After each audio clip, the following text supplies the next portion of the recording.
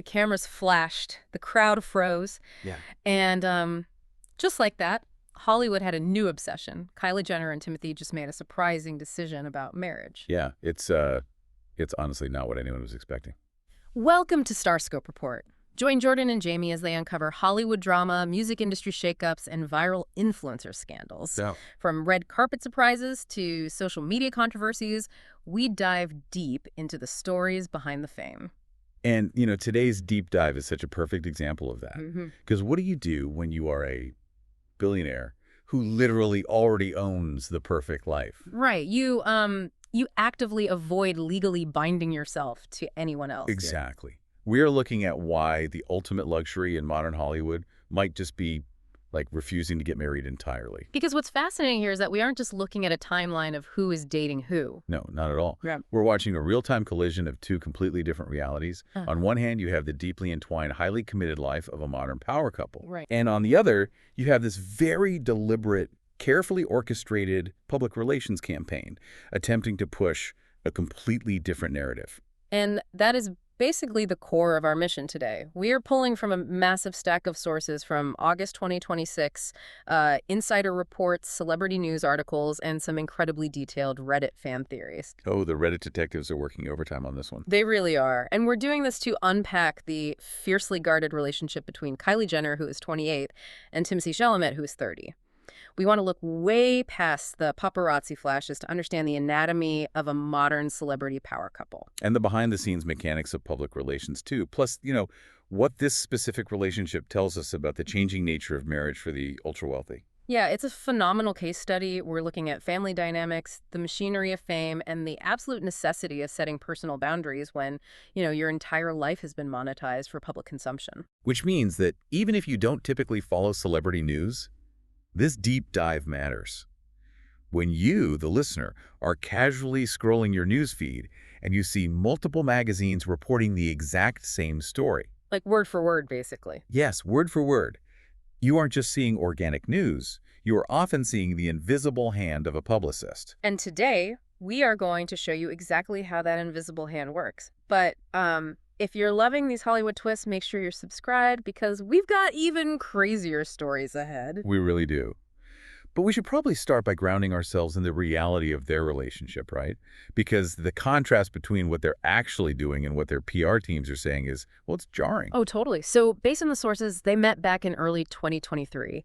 This was reportedly around Paris Fashion Week at a Jean-Paul Gaultier show. Yeah, and in the ecosystem of celebrity, they actually took their time before the whole hard launch. Right, they didn't rush it. They went public later that year at Beyoncé's Renaissance concert in LA. Which, that is essentially choosing an arena full of cameras to make a statement. Exactly. But they didn't make their official red carpet debut until 2025 at the David Di Donatello Awards in Rome. Behind closed doors, though, the level of integration is profound. Reports from outlets like Page Six are calling them effectively married. Wow. Yeah, they've been cohabiting in Kylie's Hidden Hills home for over a year now. See, and the sources paint this picture of, real domestic normality. We're talking about quiet taco dates, a double vacation staycation in Malibu with Kylie's sister Kendall and her boyfriend Jacob Elordi. Just, normal billionaire couple things. Right, exactly. But I think the most significant indicator of commitment is that Timothée is deeply involved in the lives of Kylie's kids. Stormy, who is 8, and Air, who's 4. Yeah, an insider told People magazine that he appreciates that her kids will always be her priority. And, he operates completely within that framework. We also have to look at the public declarations, though.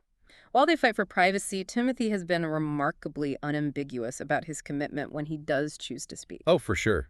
At the Golden Globes, he made a point to thank his partner.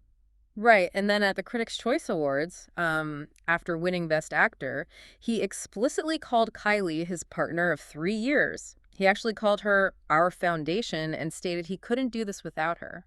And the cameras even caught Kylie in the audience, silently mouthing, "I love you," back to him. It was so sweet. And the most direct moment happened just recently at a Q&A in London for his film Marty Supreme. Oh, this was wild. A reporter point blank asked him, "Do you have a girlfriend?" And he laughed and said yes. Then the reporter followed up with the ultimate question. Do you think you'll ever get married? His reaction there is incredibly telling. He laughed again, told the reporter, Wow, that's so personal. You're going to get me in trouble, man. But then he delivered a very firm, unambiguous answer. He just said, yes. Yeah, just yes. No hesitation.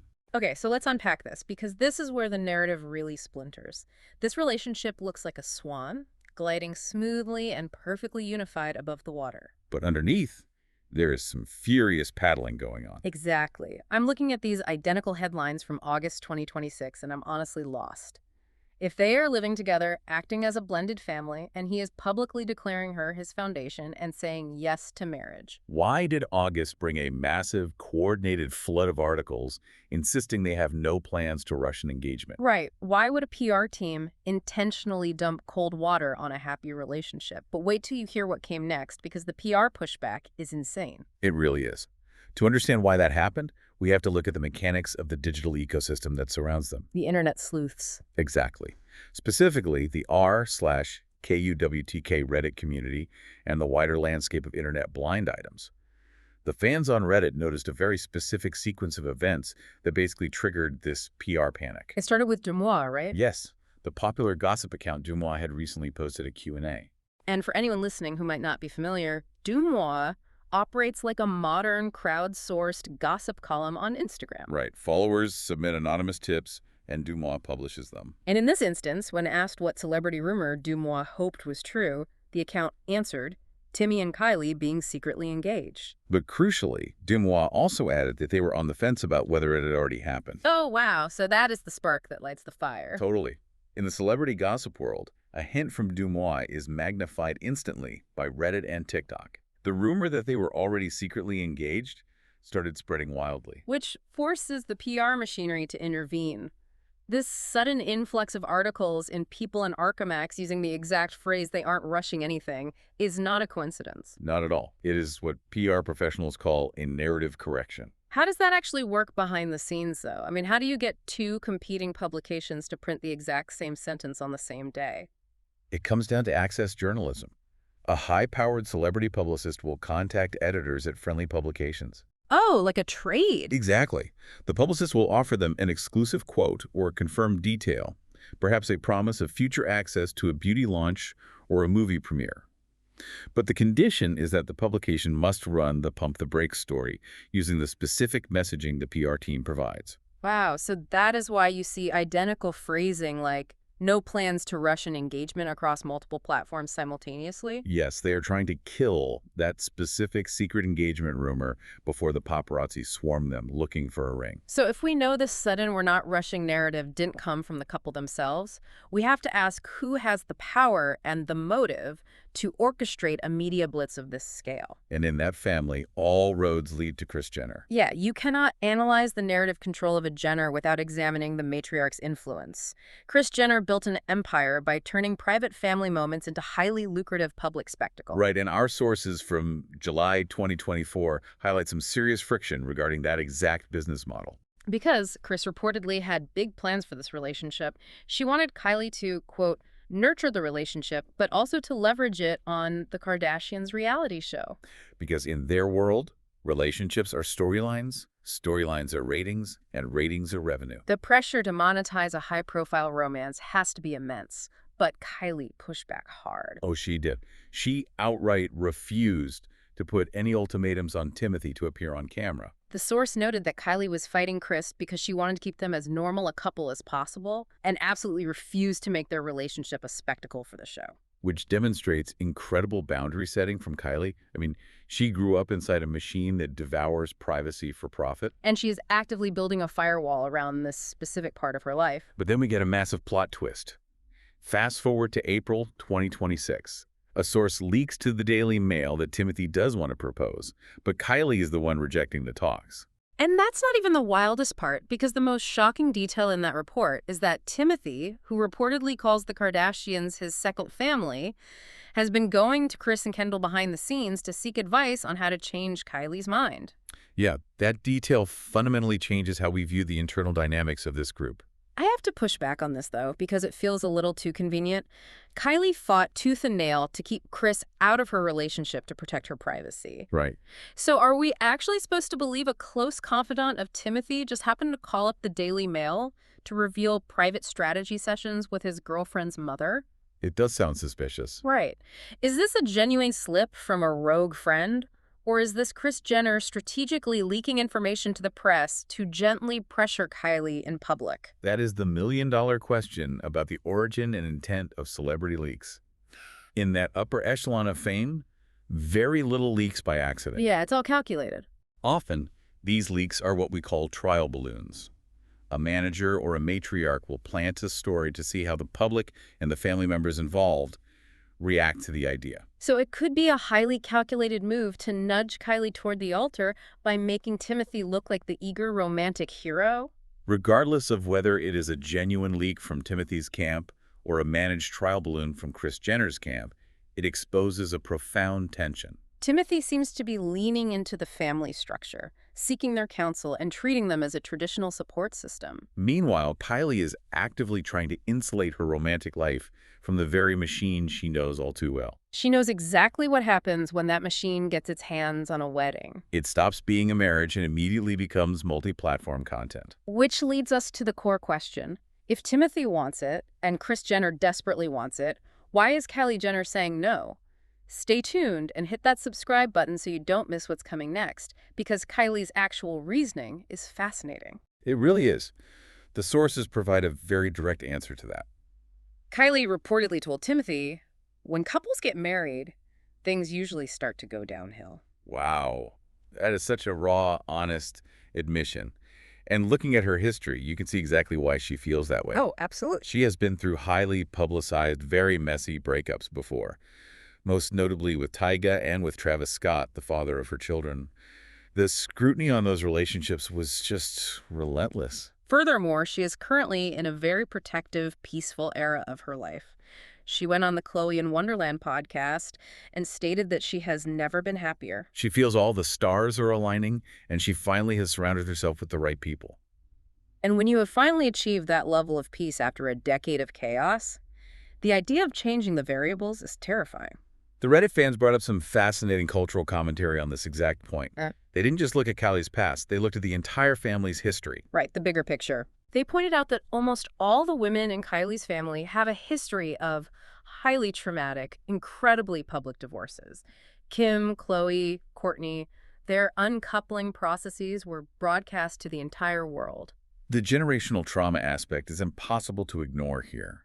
When every marriage in your immediate family has ended in a public spectacle, the institution of marriage itself starts to look less like a fairy tale and more like a massive legal and emotional liability. The Reddit thread also drew a brilliant parallel to another ultra-wealthy, incredibly famous power couple, Rihanna and AP Rocky. Oh, that comparison is vital to understanding the shift in celebrity culture right now. Because Rihanna and AP Rocky have been together for years, they share multiple children, they are clearly devoted to each other, and they show absolutely zero interest in traditional marriage. Not at all. I kept trying to put myself in Kylie's shoes to understand this, and I came up with an analogy. For regular people, marriage is often about building a foundation. You combine your finances so you can afford a mortgage, you secure legal rights for next of kin, you build a family unit from the ground up so you can weather the storm together. Yeah, the utilitarian purpose of marriage. Exactly. But for a billionaire like Kylie Jenner, she already owns the foundation. Literally. She owns the house, the land it sits on, the trust funds for the kids, and the legal teams that protect all of it. To her, getting married might feel like trying to build a heavy, complicated new roof on a house that is already perfectly climate controlled. Right. Why risk structural damage when everything inside is already perfect? Exactly. That analogy perfectly illustrates the changing status symbols of the ultra-wealthy. We are moving past the era where a massive, opulent wedding is the ultimate display of success or security. Because anyone with a certain level of wealth can throw $1 million wedding. It's no longer the flex it used to be. The ultimate flex is having the power to say, I don't need the state or the church to validate my relationship. The fans on Reddit also discussed the cultural mechanics of modern proposals, which ties directly into this. They noted that for couples at this level, and honestly for many couples today, a proposal is rarely a total surprise where one person is just waiting to be chosen. No, it is a heavily negotiated timeline. It's treated almost like a board meeting where both parties lay out their 5-year plans. One user on the forum even asked if guys just dropped to one knee out of nowhere anymore, and the overwhelming consensus was, Absolutely not. You talk about it extensively beforehand. You negotiate the terms of your future. And Kylie and Timothy have clearly communicated and negotiated a timeline of, well, not right now. Yeah. They are actively choosing to protect their peace and their privacy over fulfilling the public's expectations, or even Kris Jenner's expectations, of a traditional timeline. Furthermore, the sources explicitly mention how they managed to make this work despite two incredibly busy global schedules, sometimes not even being in the same time zone for weeks. Right, they don't need to be in the same room every day to feel secure. They don't need a ring to prove they are committed. It requires an immense amount of security. They have decoupled commitment from legal marriage, and they've decoupled intimacy from constant physical proximity. It is a highly autonomous way to operate a partnership. So let's bring it all together for you listening. We started by looking at a bizarre barrage of no-engagement PR articles. But by digging through the timeline, the family dynamics, and the cultural commentary, we've seen how Kylie and Timothy are navigating an absolute gauntlet. They really are. They have managed to maintain a deeply serious blended family relationship while simultaneously fighting off the pressures of the Kardashian PR machine. Not to mention the tabloid rumor mill fueled by anonymous internet tips. And traditional societal expectations about what a family should look like. They are writing their own rules in an industry that profits heavily off of conformity and predictable narratives. They really are. And that leaves us with one final thought to consider before we wrap up. Yeah, if we look at this broader trend, this idea that the ultra-wealthy are abandoning traditional marriage to protect their assets and their peace, it raises a fascinating question about the rest of society. Oh, definitely. If the elite class no longer views marriage as a necessary foundation, does the cultural obsession with extravagant fairy tale weddings eventually just become a tax levied on the middle class? Wait. Are everyday people going into massive debt to achieve a status symbol that the people at the very top have already discarded? Oh, that is a brilliant point. Is the dream of the massive wedding just another product being sold to us, while the people selling it opt out of the contract entirely? Really makes you think. That completely changes how you look at the wedding industry. For sure. You've been listening to StarScope Report, where Jordan and Jamie uncover the stories shaping Hollywood, music, and pop culture. Thanks for tuning in, and don't forget to subscribe for more stories that keep the stars shining.